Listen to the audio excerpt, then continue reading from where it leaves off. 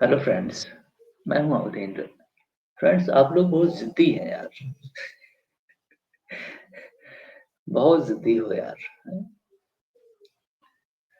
जो डिमांड आपने कर दिया, वो आप उससे पीछे नहीं हटते। हुँ? मैं नागालैंड के लोगों से बात कर रहा हूँ। आपकी जो डिमांड है, उसको फुलफ़िल करने के लिए तमाम सारे दिनों से नेगोशिएशंस चल रही है। आज जाकर के कुछ आपकी डिमांड फुलफ़िल की जा सकी है। ऐसा क्यों है? फ्रंटियर नागालैंड टेरिटरी की मैं बात कर रहा हूँ। मे गेट ऑटोनॉमी। मैं कॉन्टेक्स्ट बताता हूँ कि ये करीब 6 और 7 ऐसे डिस्ट्रिक्ट्स हैं, frontier means bordering with Myanmar. Nagaland की टेरिटरी है जिसमें करीब 6 ईस्टर्न डिस्ट्रिक्ट्स ऑफ नागालैंड है, 6 है। उनके नाम भी मैं बता देता हूँ। नाम बड़े डिफिकल्ट होते हैं लेकिन मैं पढ़ूँगा, मे बी कि आपको पसंद आ जाए। मौन डिस्ट्रिक्ट, जो बिल्कुल अरुणाचल के साथ बॉर्डर से लगा हुआ है, Mon district. Longleng district, Tuensang district, Noklak district, सेमाटोर district, Kiphire Kiphire okay district. ये 6 ऐसे डिस्ट्रिक्ट्स हैं जो बॉर्डरिंग डिस्ट्रिक्ट्स हैं। इनकी डिमांड थी कि हमें 3 चीज़ों से हमें मिले ऑटोनॉमी। पहली ऑटोनॉमी उन्हें उन्हें चाहिए एग्जीक्यूटिव, कि वो अपना डिसीजन ले सकें और इम्प्लीमेंट कर सकें, लेजिस्लेटिव अपने लिए लॉ बना सकें, और फाइनेंशियल ऑटोनॉमी। ये 6 जो डिस्ट्रिक्ट्स हमारे हैं, इनको एग्जीक्यूटिव, लेजिस्लेटिव और फाइनेंशियल ऑटोनॉमी की ये बात कर रहे थे, और जो कि अभी होम मिनिस्ट्री ने इन्हें अपॉइंट मीन्स उनकी डिमांड मान ली है, उन्हें वो चीज़ दे दिया है। Eastern Nagaland People's Organization (ENPO), an apex organization representing 7 Nagaland tribes. ये 7 Nagaland tribes को ये represent करता है organization, has been spearheading the demand for the creation of frontier Nagaland territory. ठीक है, वो रहेगा नागालैंड के ही अंदर, लेकिन फ्रंटियर है उस छवो टेरिटरी के, छवो डिस्ट्रिक्ट्स का एडमिनिस्ट्रेटिव कंट्रोल, एग्जीक्यूटिव और फाइनेंशियल कंट्रोल उनके हाथ में। That's all. अब ऐसा ये क्यों होगा? इसके पीछे रीजन वो अब वहाँ के लोग बताते हैं, जो लोग हैं उनका कहना है कि हमें हमारे राइट्स नहीं मिल रहे, है ना? एमपी जो हैं, उन्होंने कहा कि हमारा जो 9 अगस्त 2024 को नागालैंड एमपी लोकसभा में जमीर साहब ने raised the frontier Nagaland question in the parliament. He cautioned the government of the socio-political consequences, है ना, in the state for ignoring the status. He urged the Home Ministry to provide a status on the memorandum between the governments of India, Nagaland and ENPO. Okay, so demand ये है। और दूसरी चीज ये हुआ कि 2024 में जो जनरल इलेक्शन हुई, उस 6 डिस्ट्रिक्ट्स के 0% ऑफ वोट हुआ।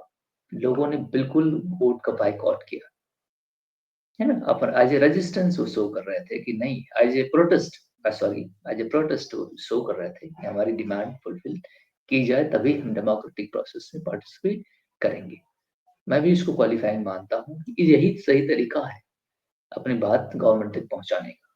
ठीक है, उनकी डिमांड है कि हमें जो वहाँ पे स्टेट गवर्नमेंट्स है वो प्रॉपर हैंडल नहीं कर पाती हमारे इश्यूज को, जो हमारी तीनों डिमांड्स हैं, इसलिए हमें ये तीनों राइट्स चाहिए अपने उस जोन में रहने के लिए। ठीक है, तो दे दिया गया है। मैं अगर कॉन्टेक्स्ट पढ़ दूं थोड़ा सा, तो आप बुरा तो नहीं मानेंगे?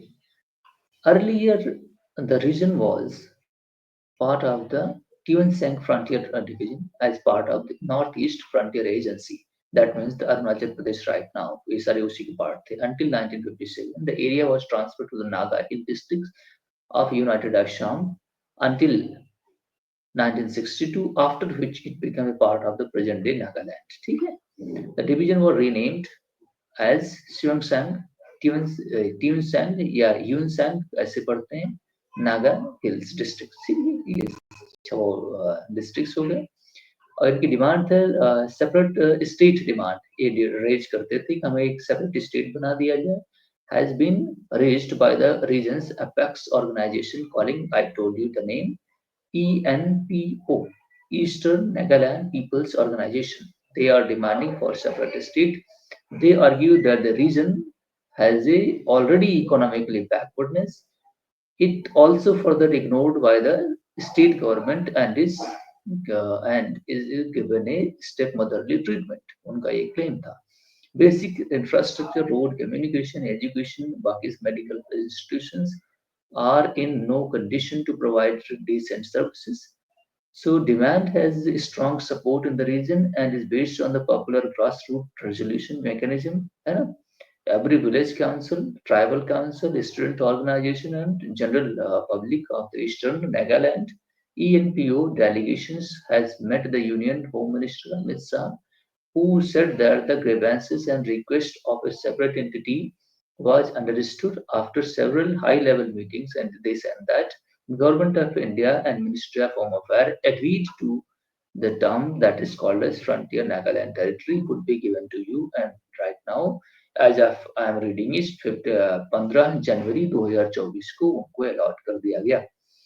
That's all. ठीक है? Entire history I told you. Nothing left. ठीक है? अब इसमें 3 डायमेंशंस उनको मिले हुए हैं. अब कोई इसमें बहस मुद्दत नहीं है. So thank you very much. इसी तरह सही तरीका यही होता है कि आप अपनी डिमांड किस तरह सरकार से मनवाते हैं, रादर देन कि आप वायलेंस करना शुरू कर दें, मार कुटाई शुरू कर दें, नहीं, गन बैटल शुरू कर दें. ये तरीका नहीं होता. ठीक है? अब फ्रंटियर आपके लिए क्रिएट कर दिया गया है, आप अपने आप को.